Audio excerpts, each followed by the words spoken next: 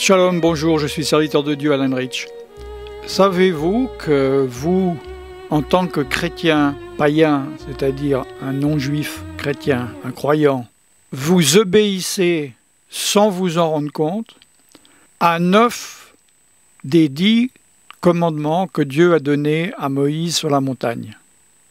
Je vous félicite d'avoir cliqué sur la vidéo, je vous félicite d'écouter jusqu'au bout, s'il vous plaît.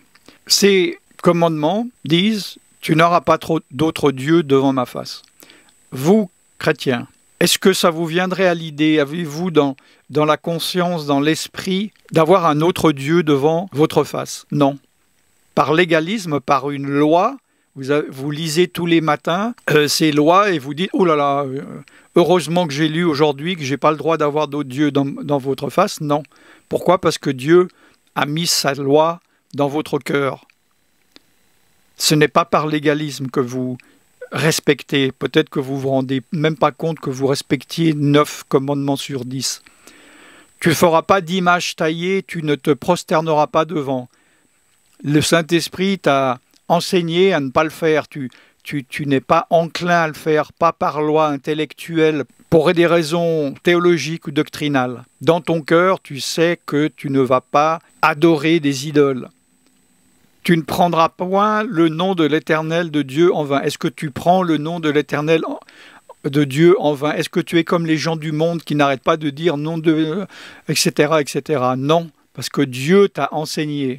C'est au fond de ton cœur. Alors on va passer le commandement 4, qui est le Shabbat, on va y revenir à la fin. Honore ton père et ta mère. Est-ce que, peut-être même avant d'être chrétien, tu honorais ton père et ta mère ou tu ne l'honorais pas, mais depuis que tu es chrétien, Dieu a mis dans ton cœur de ne pas déshonorer ton père et ta mère. C'est l'œuvre du Saint-Esprit et non pas l'œuvre d'une loi extérieure. Tu ne tueras point, bon, je lis la seconde, hein, tu n'assassineras pas. Est-ce que ça viendrait à l'idée d'assassiner quelqu'un? Non. Tu ne commettras point l'adultère. Ta conscience ne te dit pas que c'est mal de commettre l'adultère? Oui, tu le sais. Tu ne voleras pas. Tu sais que c'est mal de prendre quelque chose qui ne t'appartient pas. Tu as une conscience. Dieu t'a enseigné cela.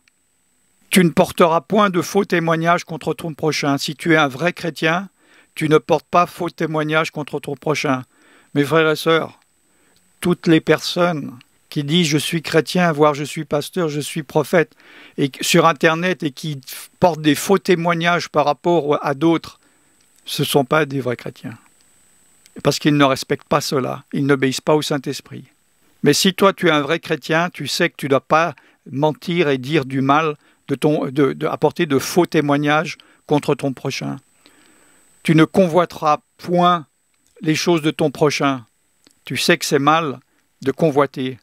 Donc, au fond de toi, sans même que tu te rends peut-être pas compte, mais sans même que tu n'aies eu besoin d'entendre ces 10 commandements ou enseignements, tu les respecterais. Si tu n'avais pas lu la Bible, tu étais sur une île déserte après ta conversion, au fond de toi, tu connaîtrais ces choses parce que c'est par le Saint-Esprit, comme le dit la parole de Dieu, Dieu a mis ses lois dans ton cœur. Il t'a donné de connaître ce qui est bien, ce qui est mal. Donc nous nous retrouvons devant le 4e commandement ou instruction que peut-être tu ne respectes pas, c'est le Shabbat. Souviens-toi du jour de repos pour le sanctifier. Sanctifier, c'est mettre à part. Et je suis persuadé que tu as 1000 bonnes raisons pour ne pas ne pas le respecter. Parce que tous les enseignements des catholiques, des protestants, des évangéliques, du grand chemin, te disent de ne pas le faire, en te donnant de bonnes raisons qui sont en fait de fausses bonnes raisons, en te donnant des versets hors contexte. Et justement, je fais les enseignements pour expliquer comment ils ont manipulé ces versets, pour leur faire dire ce qu'ils ne disent pas, pour qu'ils soient conformes à leur doctrine. Si vous voulez voir tous les enseignements d'ailleurs sur le Shabbat, vous allez sur ma playlist sur YouTube, Preacher Alan Rich. Et vous allez voir tous les enseignements. Si vous voulez voir tous les enseignements sur le Shabbat, vous allez sur ma playlist sur YouTube, Preacher Alan Rich. Et vous allez voir tous les enseignements sur la, d'ailleurs sur le Shabbat, vous allez sur ma playlist sur YouTube, Preacher Alan Rich. sur les enseignements sur le Shabbat. Vous allez me dire, ou vous devriez me dire, je trouve, ah bon, mais alors, dites-moi une chose. Si Dieu a écrit ses lois ou ses instructions dans mon cœur, pourquoi il m'en a donné 9 et pas la 10e, pas le Shabbat? N'est-ce pas parce que le Shabbat a été changé depuis la venue de Yeshua, de Jésus, transféré sur le dimanche, le jour de sa résurrection? Officiellement, étatiquement, le jour où le Shabbat a été officiellement changé du samedi au dimanche était le 7 mars 321 de cette ère. C'est un décret, ça c'est dans l'histoire, c'est pas dans la Bible, demandez à un historien. C'est un décret de l'empereur Constantin, du pape si vous voulez, qui a décrété de ne plus garder, que Dieu ne dit plus de garder le Shabbat, donc le samedi, mais de le transférer le dimanche. C'est un décret civil qui fait du dimanche le jour du repos par rapport au travail, statuant tous les juges et les gens des cités, des villes et les travailleurs se reposeront dans ce vénérable jour du dimanche. Il faut comprendre que cela, c'est au IVe siècle, parce que les enseignements de l'Église de l'Empire romain, catholico-protestanto-évangélico, etc., vous disent que cela s'est passé à l'époque de la Bible et ils vous montrent des versets.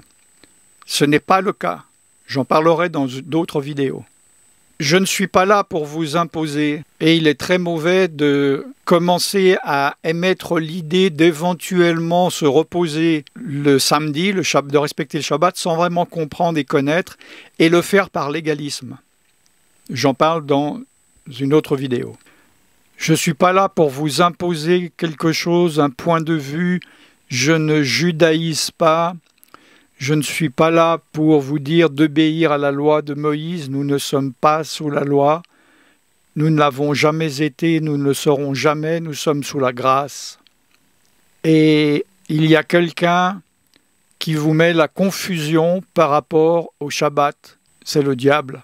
Il ne veut pas que vous vous approchiez de cela, que vous compreniez des choses. Il vous évite de venir écouter. Et pour d'autres qui ont compris des choses, une fois qu'ils commencent à mettre les yeux dedans, il va corrompre ce Shabbat et les mettre sous domination de la loi, sous un légalisme. Nous avons été appelés à la liberté, non pas au légalisme. Le légalisme, c'est respecter une loi en faisant abstraction de l'esprit de cette loi.